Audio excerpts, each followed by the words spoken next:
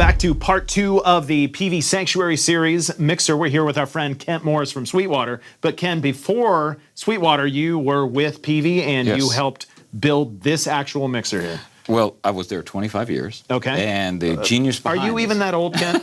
Yeah, very old. Okay. The genius behind this was Tom Stuckman, and at the behest of Hartley Peavey, who said, you guys build something. Yep.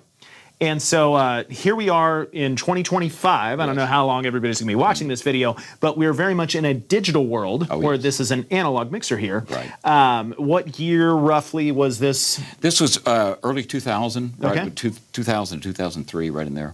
Now I know every church that we typically watch on YouTube or live streams, like they have Digicos and they have SSLs and Yamaha Ravages, but there are probably 100,000 churches or more out there that still have an analog console just like this. Right. Is there any reason that this is out of date, so to speak, irrelevant in the church world, or what applications are analog consoles still excellent for? Oh, yeah, churches? Great question. Analog works because everything begins and ends in the analog domain. Digital is a temporary state. There's no such thing as digital sound. Okay, Digital I audio, can't hear ones and zeros. That's right. So it's going to start here and it's going to end here, and sometimes it's better to not have the translation in between. Having said that, the main reason we don't make analog consoles anymore is expense. It's just the op amps, everything inside is so expensive and antiquated relative to everything else in the industrial world. But for those churches that are still using it, certainly viable. Good old pot cleaners and keeping things working. They have tremendous headroom. You're not having to guess about LUFs, all this kind of stuff. It just works. Yeah.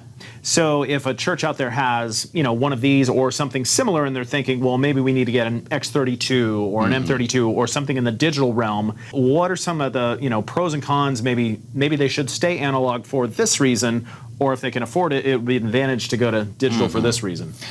The only reason to stay analog is just not having someone capable of working in the digital domain. Okay. But each generation of digital consoles becomes easier and easier to operate.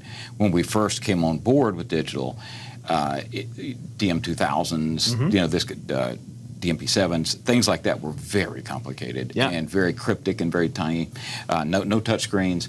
Now it's very simple. The other reason to not stay in the analog is that these do have limited lifespans. Yeah. If that pot has been turned 60,000 times, it's going to run out. Yeah. And unless we're going to repot things or recap things, sure, it's kind of a losing proposition. So it might make more sense in the professional recording studios where you have APIs and needs that you're going to recap them because they're still of that caliber and level of value. Yeah.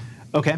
So if let's say a church still has one of these and they don't want to go X32, what are some ways in which this can be sort of expanded with the ability to do different things? I know X32s have effects built in and plugins and that kind of stuff, automation, scenes. What are some additional ways that a church with an analog mixer can grow their audio production without moving to a digital console? Biggest thing would be a separate DSP, what we would term generically a drive rack, something that allows you to have a loudspeaker management system and take the output of this board, run it to the digital domain, and then do some tweaking, moderation to it of levels, being able to send out more send. So if you're limited on your outputs here, bring it into something that has numbers of outputs, and instead of using them for crossover circuits, one becomes the under balcony delay, one becomes the cry room delay.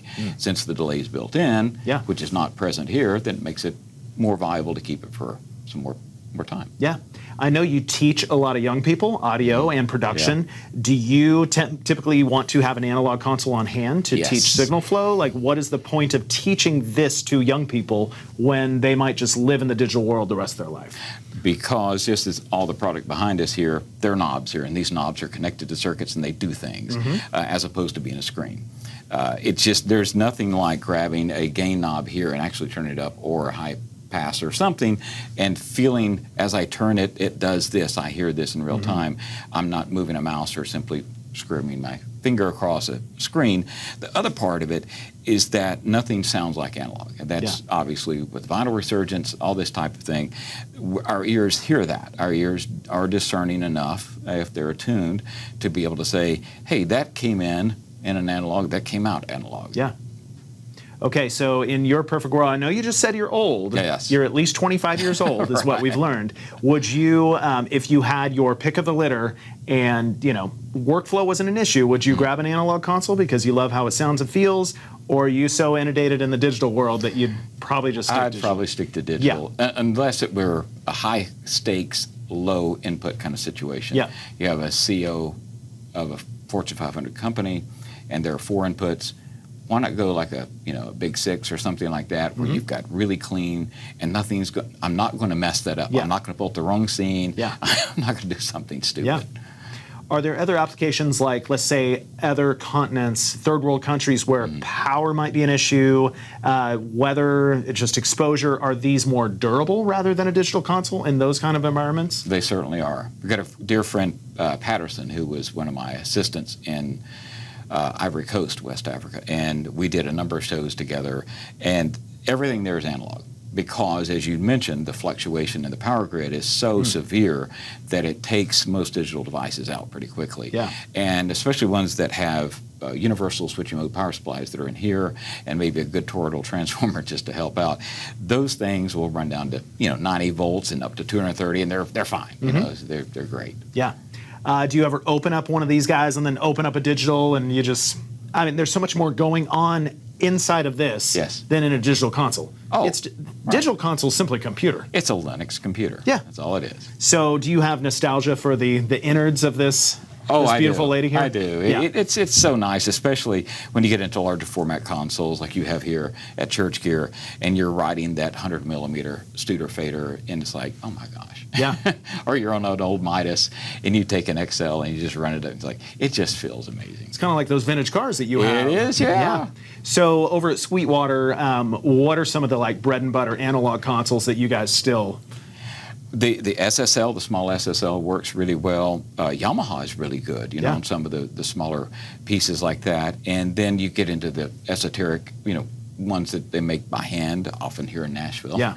And those are just stunning. So there's still plenty of applications and real world places where analog can make a lot of sense. I think, as you mentioned, it's very helpful, especially for churches teaching young people how audio works, to have something like this around that they can actually touch the knobs and feel it. So kind of don't throw the analog baby out with the digital bathwater. That's right. Is that the way to put it? Great way to put it. Love it.